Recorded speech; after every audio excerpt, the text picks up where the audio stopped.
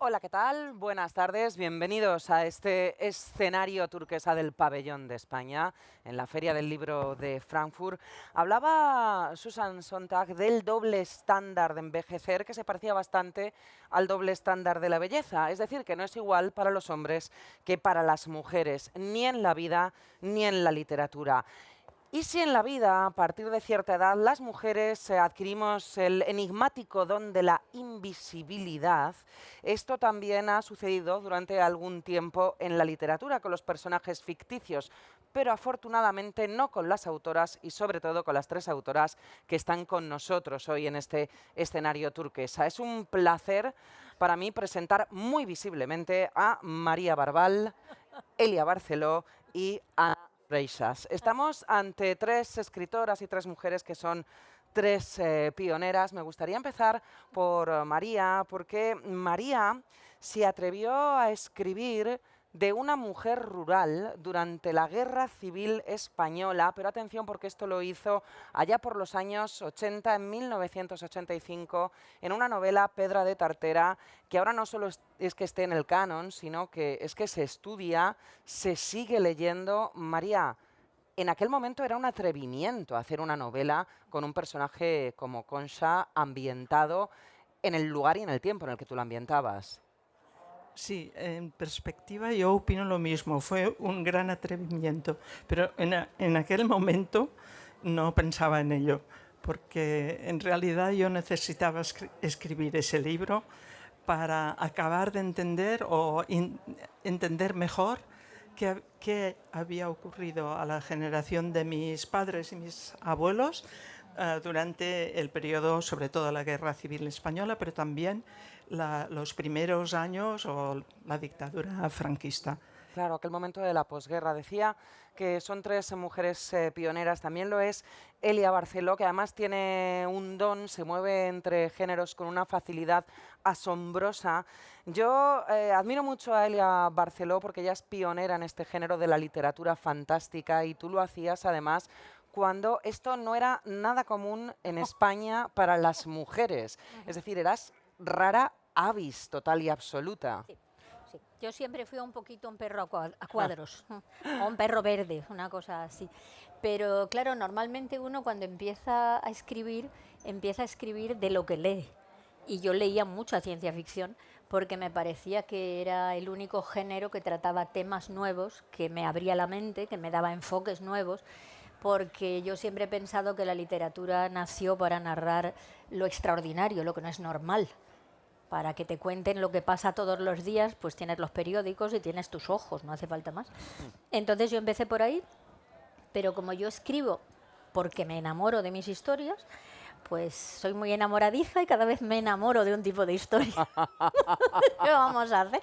Nosotros celebramos que Elia Barceló sea literariamente muy enamoradiza. Sí, es verdad, literariamente está muy bien Literariamente muy puntualizado, sí. enamoradiza. No vamos a preguntar sobre lo otro. Lo Ana, otro, 40 años con el mismo señor. bueno, pues por eso en la ficción tienes que ser enamoradiza y poliamorosa en los Ay, géneros. bien, muy bien. Claro. Ana Freixas es también una pionera, es una pionera en la lucha feminista, pero es una pionera en muchas más cosas, porque esto de ser la primera en muchas cosas no se pasa con la edad, es más, va a más. Y tú eres una pionera en Es verdad. reivindicar ser vieja y serlo con orgullo y con alegría. Exacto. Ya que tienes la suerte de llegar a ser vieja, porque si no la palmas por el camino y es fatal. Así que ya que llegamos a viejas, pues alegres, dignas y golfas. Tú no defiendes lo de ser un bello cadáver, morir joven y ser un bello cadáver, ¿verdad? No, yo tampoco. No, no, porque luego ya no te enteras de nada. O sea, También podemos ser unas bellas viejas. Exactamente. Invertidas. eso, y visibles. Me gustaría hablar de vuestros personajes, de vuestra creación literaria, pero también de cómo han cambiado las cosas desde que empezasteis a escribir, María. Desde aquella Concha de Pedra de Tartera hasta Nora, la niña de Aljac, tú has dibujado personajes femeninos con gran profundidad y buscando muchas veces esa grandeza de lo cotidiano. Pero me gustaría saber cómo han cambiado las mujeres de ficción, las tuyas, desde los años 80 hasta este año 2022 del siglo XXI. Me ha dado vértigo decirlo. Bueno,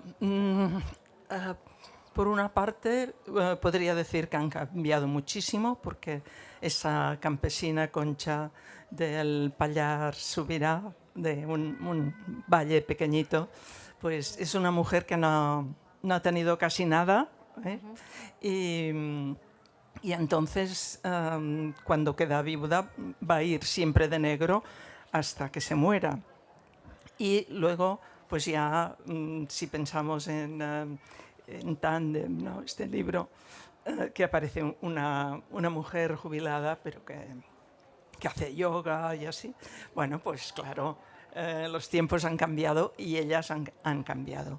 Pero siempre he querido que los personajes tuvieran esa dimensión compleja que tenemos los humanos.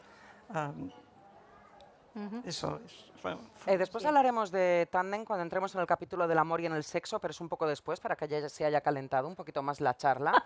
Porque, Elia, ya que hablaba María de esta dimensión humana de los personajes, tú has dibujado personajes femeninos muy variados. Tenemos investigadoras, asesinas, señoras escritoras, un punto de extravagantes, bastante divertidas, sacerdotisas, pilotos de combate.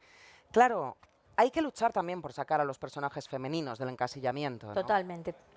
Totalmente. Yo desde siempre, desde que empecé a escribir, escribía con personajes femeninos porque están ahí, porque son reales.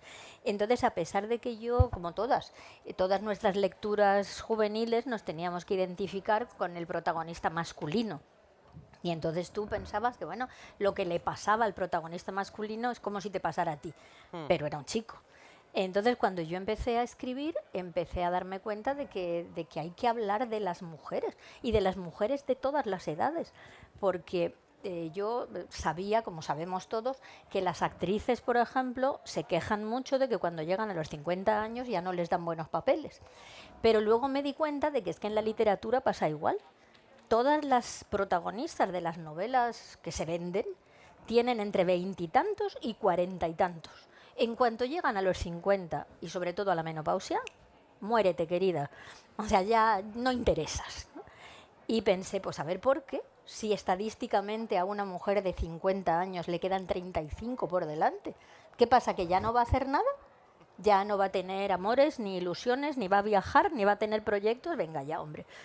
Y entonces las mías pues son variadillas y de todas las edades. Es muy interesante esto que explicabas, porque claro, el problema de que las actrices se quejen de que a partir de los 50 años no hay papeles, nace de la escritura. No hay papeles porque lo que no hay es personajes, bueno, excepto para Judi Dench y para cuatro más. Maggie Smith, y Maggie que son Smith, las dos efectivamente. viejas oficiales. Sí, pero claro, entre la edad de los 50 y la de Maggie Smith y Judi Dench hay todo un arco, y esto, Ana, tiene mucho que ver con lo que sucede en la vida real y cómo las mujeres a partir de una edad tenemos que luchar no solo por hacernos visibles, sino también por salir del encasillamiento. Es decir, o somos unas abuelitas adorables o somos la señora de los gatos. Pero tampoco hay un término La medio, loca, ¿no? la loca. No, realmente no lo hay, pero sí lo hay. Claro. Es decir, yo creo que en este momento no lo hay en el imaginario. Es decir, cuando la gente piensa en las viejas, pues piensa en dos modelos. O ahora también hay otro, el de la vieja sexy, súper estrambótica, ¿no? Incluso a veces un poco patética, es de que no.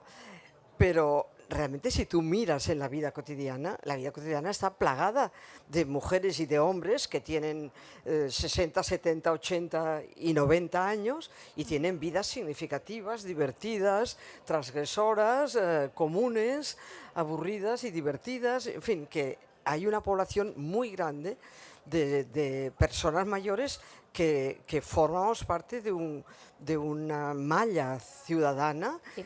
implicadas en la vida política, en la vida cultural, en la ciudadanía, en los derechos, no sé, en la visibilidad, ¿no? Claro. Lo que pasa es que la sociedad se niega a ver lo que hay en la sociedad. Siempre los estereotipos son mucho más fuertes que la realidad, ¿no? Así es. Entonces, mientras que la sociedad es muy plural, el imaginario colectivo es Los viejos, las viejas, como, como una cosa amorfa y gris, ¿no? Sí, sí. Sí, además una cosa muy frecuente es que siempre hay un poquitín de condescendencia o desprecio a partir de cuando, por ejemplo, cuando cumple 65 años, que como tú decías, hacen yoga, hacemos yoga y estamos todos muy, muy bien de forma y todo lo demás, pero esa idea de que, ay, no sé, das una conferencia, sí, total, para que vengan 4 viejos. De 4 viejos, ¿eso qué quiere decir? Las personas que por fin tienen tiempo, tienen interés y muchos de ellos tienen un poco más de dinero, ahora que por fin sus hijos son independientes, ¿esos ya no te valen como público? Tienen que tener todos 37 años, ser guapísimos y musculosos para que te valgan como público, que hay que ser un poco idiota. Efectivamente. Pero eso pasa mucho. Que reducirse el mercado. Hay algo que me interesa, porque habéis estado hablando.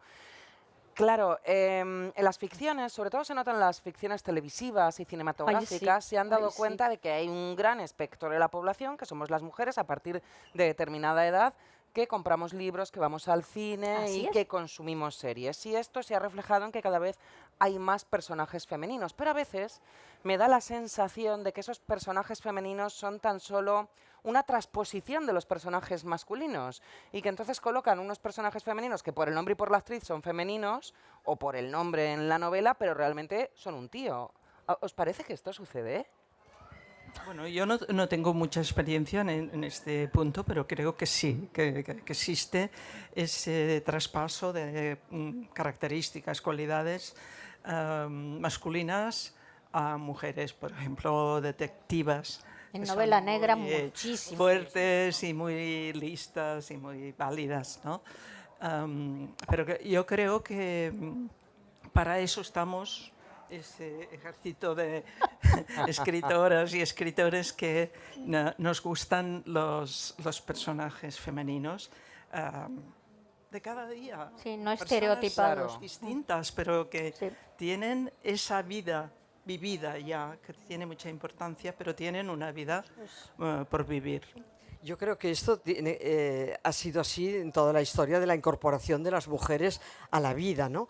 Es decir, cuando las chicas entraron en política, se comportaban como tíos. Sí. Es decir, ¿por qué? Pues porque no tenían modelos. Y porque no llegabas, si no. Tener un modelo femenino, como lo femenino siempre ha estado devaluado, pues entonces las chicas evitábamos parecer femeninas. Es decir, lo hemos tenido muy difícil, porque nos hemos incorporado al mundo público, político, cultural, etcétera, sin modelos, ¿no? Incluso sin modelos de viejas, por ejemplo, ahora, ¿no? Por supuesto. Es decirte, ahora el problema es ¿qué vieja quieres ser? ¿Cómo quieres ser? ¿Cómo te vas a disfrazar? ¿De Barbie toda la puta vida? Con las tetas y el no sé qué. Una cosa complicadísima. ¿De caerte de boca? E incómoda y carísima y además deprimente. Incomodísima. Incomodísima. O vas a optar por ser una vieja, pues con todos los aditamentos de la vejez, pero con tu dignidad, con tu respeto a ti misma. Y bueno, y con tu manera de ver el mundo. Entonces, el problema de las series, todo esto, yo cuanto más vieja soy, más amorosa soy con las tías, menos cargo sobre ellas. Quiero decir, creo que hacemos lo que podemos, ¿no? Sí. Y porque lo hemos hecho todos sin modelos, nos estamos inventando. Por lo tanto, es muy importante ver viejas auténticas por el mundo, ¿no? Y que no les dé vergüenza ser viejas. Exacto. Y que no nos dé vergüenza la palabra. Claro. Porque a mí una cosa que me molesta mucho en esta sociedad es que, por ejemplo, mi madre tiene 90 años y yo hablo mucho con sus amigas. Y cuando les dices algo de vieja, te dicen, no, mujer, nosotros somos mayores. Y dice, ¿mayores que Viejos son qué? los trapos. ¿Mayores que quién? O sea, no podéis ser mayores que nadie, sois las más mayores de todas, ¿no? Pero no les gusta la palabra porque viejo, mientras tanto, se considera insulto. Sí. Pero si ser viejo es un regalo, o sea, es lo que decías tú, coño, cada vez que cumples años dices, lo he conseguido, un año más. Y además es un regalo y es un regalo en la experiencia Sí. y eso en vosotras que sois autoras se nota en la obra. Hablábamos, María, antes de ese último personaje de Al-Jack, con ese guiño al faro en el título, ¿no? Esa niña, Nora, y esa novela que es tan bonita porque recrea esa patria de la infancia, de la adolescencia, de la familia. Es una novela escrita desde la madurez, mirando ese mundo. Sí, sí, justamente yo creo que la edad ha sido un factor para escribir mis últimas dos novelas, ¿no? Y una es esa. Desde mi edad me ha venido la imagen de un momento feliz de la infancia y creo que eso me atrajo tantísimo que empecé por allí. Y luego ya fui hacia los otros personajes que no son niños, ¿no? Pero es cierto, a medida que pasan los años y pasan los libros que vamos escribiendo, surgen nuevos temas, nuevos intereses y esto es fruto también de ser viejas. Me interesa mucho esto de pasan los libros. En el caso de Elia, lo hemos dicho antes, pasan los libros, pasan los géneros. Tu última novela, Muerte en Santa Rita, entra en un género que te gusta mucho y que has cultivado, que es la novela negra. Y yo diría que es uno de los géneros estructuralmente y de oficio más difíciles. Hay que tener muchas tablas para escribir novela negra y que quede todo tan bien cosido y tan bien armado como queda en Muerte en Santa Rita. Hombre, hay que haber leído bastante para saber en qué tradición estás trabajando, Claro. porque los lectores de la novela negra son auténticos fans de la novela negra, lo han leído todo, lo saben todo. Entonces no puedes darles gato por liebre, de verdad tienes que conocer el asunto. Lo que pasa es que lo que pretendo hacer en mis nuevas novelas negras, esta novela es la primera de una serie que va a tener 4. Entonces lo que quiero ahí es dar un giro, por ejemplo eso, que hay muchos más personajes mujeres que hombres. Hay personajes de 90, de 70, de 40, de 20, o sea, todas las edades. Y lo que sí he hecho a propósito es que no mato mujeres, punto. O sea, todos los escritores de novela negra matan mujeres. Y además, cuanto más jóvenes y más guapas, tanto mejor. Y matan 3, 4, 5, porque es que si no es un asesino en serie parece que te quedas corta, ¿no? Pues no, yo mato a un señor que además se lo ha ganado a pulso. De que cuando llegas a la página 100 y pico, cuando lo matan, dices, hombre, por fin. Así que es un pequeño giro. Me gusta mucho esto de que has dicho de que no matas mujeres. Son como esos principios, ¿no? Que, por ejemplo, yo digo, yo no hablo mal de las mujeres en público, nunca. Muy bien. Luego yo pensaré lo que seré y cuando esté contigo te rajaré lo que me dé la gana. Pero en público, sí, no, porque sí. son como la vida es tan dura para las tías. Hay que apoyarse. Desde pequeñitas, pues tenemos que apoyarnos. Está muy bien que no las mates. Oye, Y además, si eran putas, menos. y además, Ana, tú y yo que hemos hablado bastante de la importancia de tener referentes, esto que decía Elia parece una broma, pero no lo es, porque hay ciertos esquemas que tenemos metidos en la cabeza, como las mujeres como víctimas, ¿no? La mujer como la asesinada, o la mujer como la mujer fatal, o la mujer que no puede ser la Sherlock Holmes de nuevo cuño. Y qué importante es que la literatura nos dé esos referentes también, ¿no?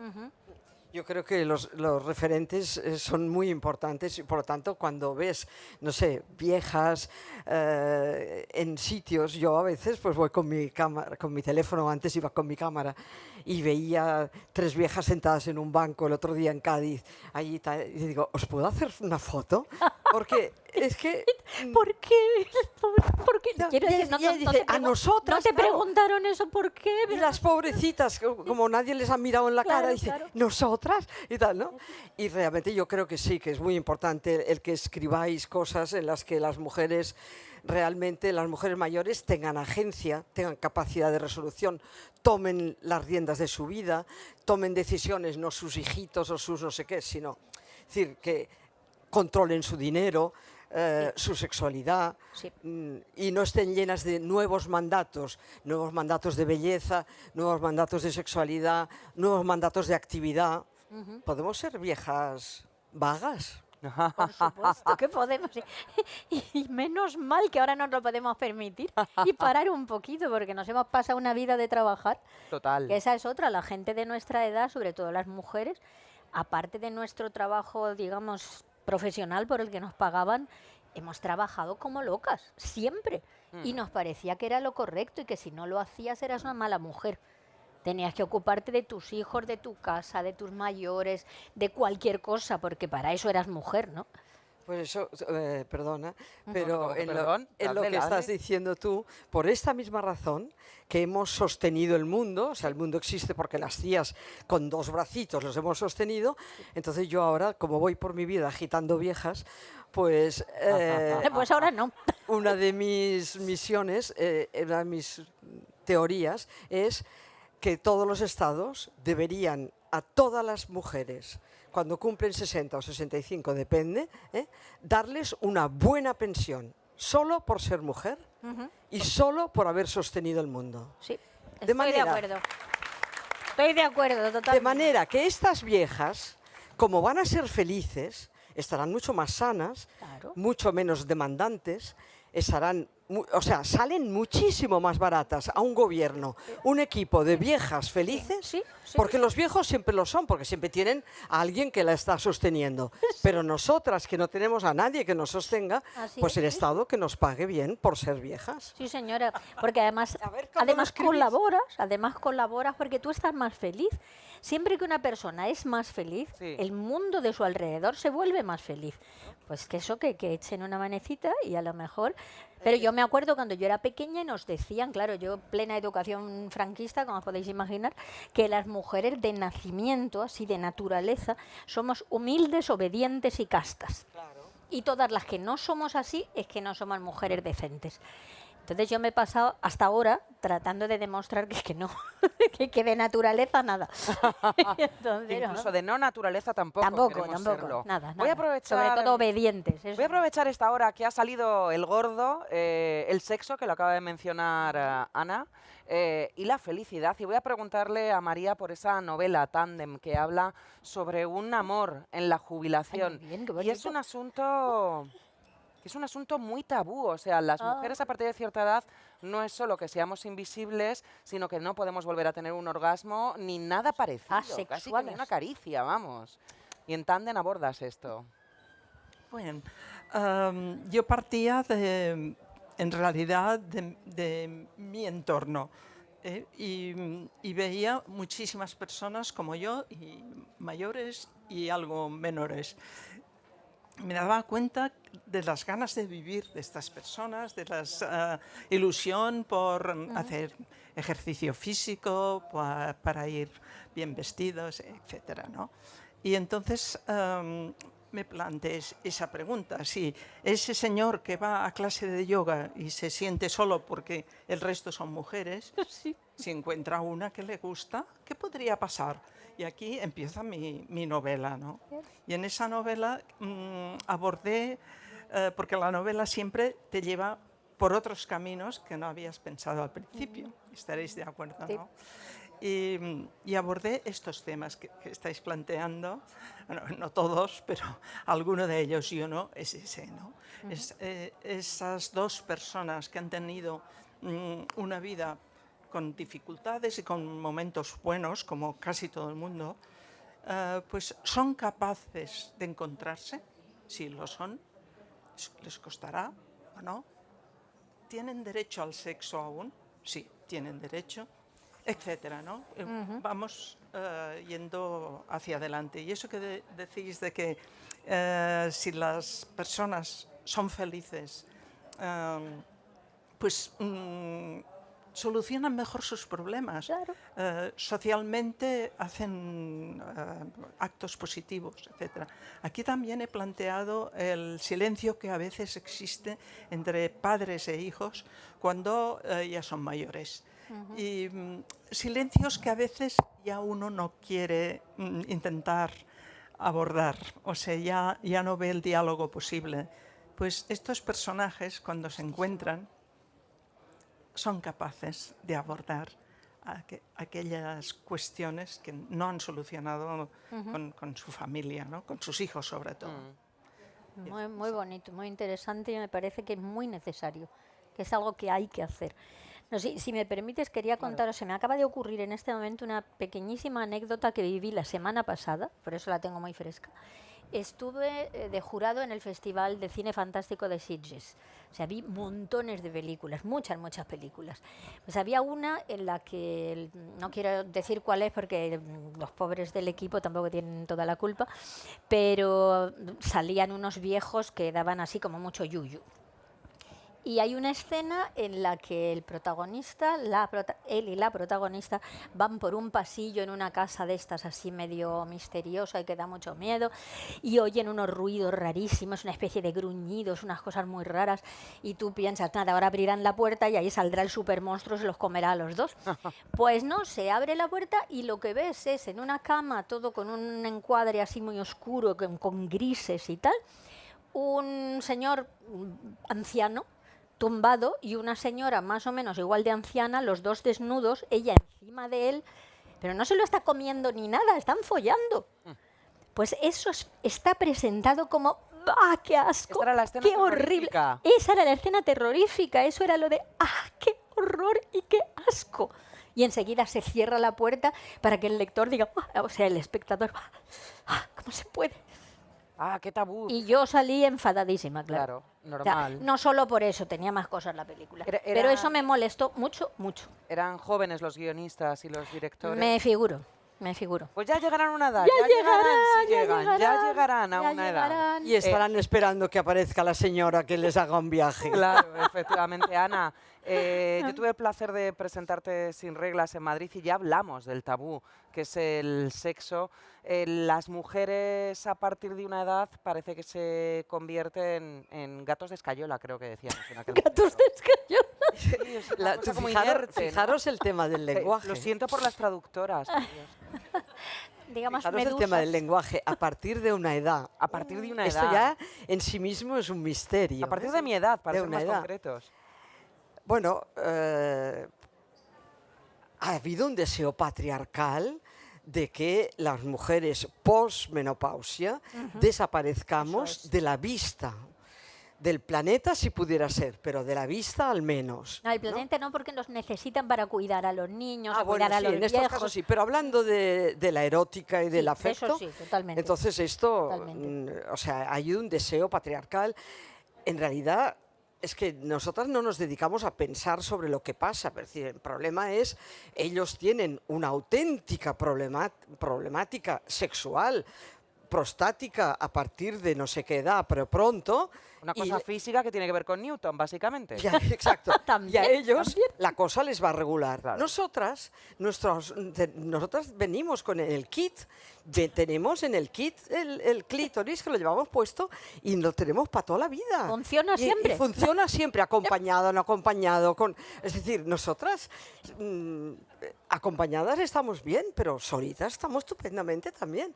Quiero decir que o sea, este tinglado patriarcal de la desaparición sexual y afectiva de las mujeres tiene que ver con la problemática sexual de ellos, que ellos han pensado erróneamente y luego les va fatal, que una chica de 20 se lo va a arreglar. Newton dijo que no. O sea que, es decir, no se lo va a arreglar. Pero para eso se inventó el Viagra. Y Exacto. se toman en cantidades y luego les dan ataques al corazón y la palman. Exacto. Y a la pobre que está con él también le da otro ataque al corazón. Imagínate qué susto. Es decir, Pero de pero- susto, efectivamente. y ahora volviendo en serio al tema, esto va en serio. Lo que pasa Sí. es que yo digo todas las cosas en broma porque como digo cosas así Más más bien sale. bestias, pues dichas en broma cuelan mejor, ¿no? Pero el tema de la sexualidad de las mujeres, pues sí, yo creo que ha habido como un deseo, eso, ¿no? ¿no? Ya, o sea, un señor de Feo. 60 con una chica de 20, qué bien, un señor de 20 con una chica de 60, qué mal, ¿no?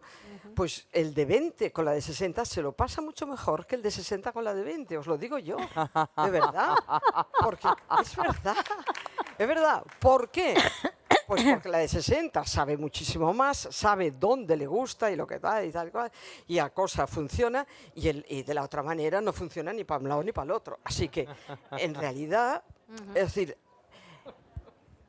hemos sido como víctimas de una lectura en el que siempre las mujeres hemos llevado un poquito las de perder, ¿no? Siempre.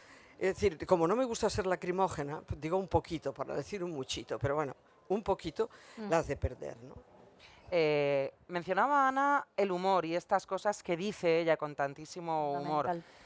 Y estaba pensando, Elia, en ese personaje de Sofía, de Muerte en Santa Rita, que es una mujer, pues además muy hedonista, que tiene mucho humor. Esta perspectiva del humor sobre estos personajes femeninos es un regalo también que le da la literatura a una autora, ¿no? O que Sí. la autora le da la literatura. Yo creo que es una cosa recíproca, pero a mí es que me parece que es lo que yo quiero. O sea, yo quiero llegar a los 90 años como Sofía, que se ríe de todo, que se lo pasa bien y que es una persona además que tiene sus 5 sentidos y los disfruta todos. O sea, no solo es intelectual, no solamente le interesa el sexo, le interesa la buena comida, le interesa la buena bebida, las amistades, el ir a ver cuándo florecen las mimosas, el estar esperando al momento en que por fin aquellas rosas que planté a ver si hacen algo, ¿no? Entonces yo trato de mostrar que la vida no se acaba hasta que se acaba. Y que sobre todo no te tienen que echar de tu propia vida, que no puedes consentir que te echen de tu propia vida solo porque alguien piensa que ya no eres guapa, que ya no luces. Una cosa que a mí me encanta es, por ejemplo, darnos cuenta de que estamos todas con unos zapatos comodísimos, planísimos, con los que podemos hacer kilómetros por la feria, mientras que hace unos cuantos años, cuando a una la invitaban a un sitio y tenía que lucir un poquito, lo primero que pensaba era, ay Dios mío, que me pongo en los pies, que no me maten, pero tiene que quedar bonito, claro. Y en eso, por ejemplo, poquito a poquito vamos conquistando espacios. Claro. Nos vestimos cómodas, pero bien, presentables, y no tenemos por qué gustar así a ciertos señores que no sabemos quiénes son. Claro, ¿no? Ese afán de gustar y de complacer y demás. Hay algo que quería preguntarle a María sobre el personaje de Concha, de Pedra de Tartera. Claro, tú escribes ese personaje siendo muy joven, pero lo has apuntado al principio.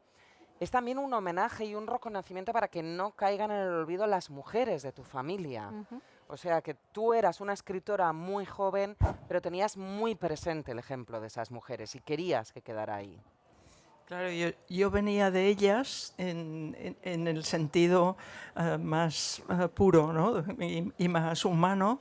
Y claro, yo las veía ya distanciadas de mí y veía que habían sufrido tantísimo que me daba pánico pensar en eso. Incluso lo tenía como un poco de decir, eso no es mi herencia, yo no quiero tener eso, ¿no? Pero en realidad creo que el resultado, por suerte, ha sido un homenaje a estas personas, a estas mujeres que alguna, ya digo, la generación de mi abuela, pues vivió en silencio casi todo. Las cosas buenas, por descontado, creo que no fueron muchas, pero también las cosas malas durante años. Ese silencio es lo que me dio a mí las palabras, precisamente. Sí. Claro, para que Es una eso- manera de vindicarla a ella también, de darle voz cuando no la tuvo. Claro. Eso es muy importante. Claro, y eso que también hemos hablado tantas veces, de dar voz a todas esas mujeres que no lo han tenido.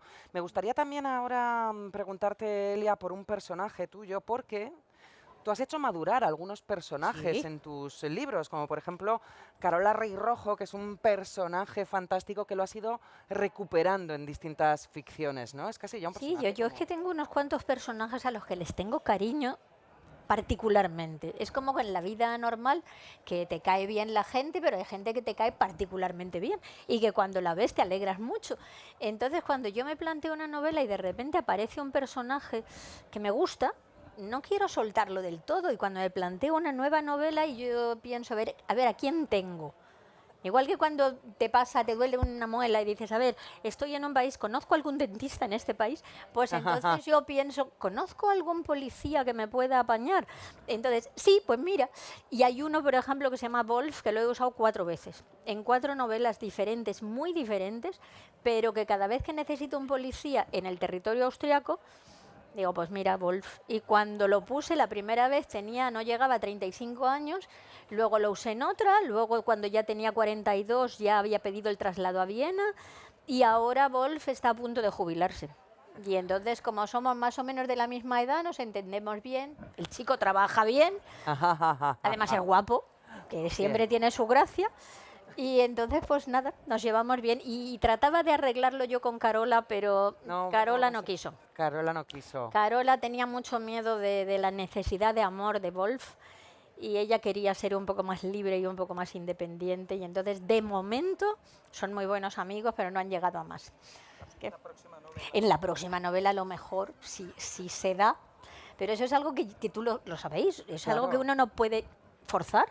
Tiene que pasar. De momento se va a quedar esta tensión sexual no resuelta entre estos dos grandes amigos. Ana, no sé si en la literatura hay más edadismo o hay más edadismo de género con todo esto que estábamos hablando. Porque claro, edadismo ya sabemos que hay, pero por ejemplo ahora hablamos de este personaje y sí que muchas veces se nos vienen más a la memoria personajes masculinos en una determinada edad que pueden ser grandísimos héroes de novelas, ¿no? Sí, realmente la literatura, bueno, el edadismo lo permea todo, ¿no? La literatura, el cine, la vida cotidiana y tal. Y yo creo que en la literatura siempre ha habido personajes masculinos mucho más atractivos, mucho más, bueno, incluso escritos por mujeres, ¿no? Quiere decirte que no es que sea una cosa de padres a hijos, de escritores a personajes, sino yo creo que sí, porque es lo mismo que hemos dicho antes, son los personajes, son las personas que controlan el mundo, que dominan el mundo, que toman las decisiones, son las personas sobre las que gira todo, el poder, ¿no? El poder en todas sus formas. Y yo creo que sí, que el edadismo, pues... Es que el edadismo lo llevamos todas, las viejas, los viejos, los jóvenes, es decir, el rechazo hacia la vejez es una cosa como paradójica, ¿no? Porque de todas las posibles discriminaciones que podemos sufrir, de todas, la única que nos afecta a todo el mundo es el edadismo, porque a unos es el sexismo, a otros el clasismo, a otros la religión, lo que sea. Pero la única característica a la que todos vamos, si tenemos suerte, vamos a llegar, es a la vejez. Por lo tanto, el rechazo a lo que tú vas a ser, ¿no? Es como algo... Pero yo creo que eso está muy relacionado con esa idea que tiene esta sociedad de no hablar de la muerte. Sí. Entonces, como cuando te vas haciendo viejo, estás por regla natural más cerca de la muerte y de la muerte no se habla, pues entonces se prefiere evitar y hablar solo de lo joven, de lo bonito, de lo estético, y los viejos están peligrosamente cerca de su propia muerte. Entonces, mira, vamos a dejarlo. Supongo que todos habéis notado que cuando yo hablo mucho de la muerte porque a mí me parece un tema muy importante. Yo pienso en la muerte todos los días, o sea, en la mía y en la de los demás. Y no me preocupa mucho la mía, no me voy a enterar. La de los demás sí que me preocupa. Pero cuando siempre sacas ese tema por algo, 2 minutos, 3 minutos, y alguien dice, venga, vamos a hablar de algo más alegre. Sí. Dice, pero porque si no se trata de alegre o no alegre, nos va a pasar a todos. Y hay que plantearse, como tú decías, ¿qué clase de vieja quiero ser? Pues yo me planteo muchísimas veces qué clase de casi difunta quiero ser. O sea, ¿cómo me quiero morir? ¿Cómo quiero sentirme cuando yo note esto se acaba? Y entonces pienso que es un tema que nos interesaría a todos, joven o viejos, porque no hay ningún joven tan joven que no se pueda morir dentro de media hora. Que no esté aquí, por favor. Que no esté aquí, por favor, porque nos fastidiaría bastante la charla. Así que... Pues me encanta esto que planteas, porque, bueno, primero, nacer y morir están en el mismo paquete, es decir, que eso está claro. Y yo en el libro hablo mucho sobre todo lo que tenemos que hacer para preparar este asunto, entre otras cosas porque, por ejemplo, te pueden llenar de bendiciones y tú no apetece que te echen bendiciones y cosas. Bueno, y tomar las riendas de tu vida en todas estas decisiones que tienen que ver con los años previos que te acercan ahí, ¿no? Pues una de las cosas que me pasa muchas cosas en las presentaciones, pero una que se me murió un señor, ¿eh? Pero al margen ¿Aquí? de eso, sí. Durante. O sea, el marido de la presentadora estaba allí y se murió. Bueno, Yo no tengo marido, o sea, no se Menos puede mal. morir me nadie. pasó en Alicante, me pasó en Alicante.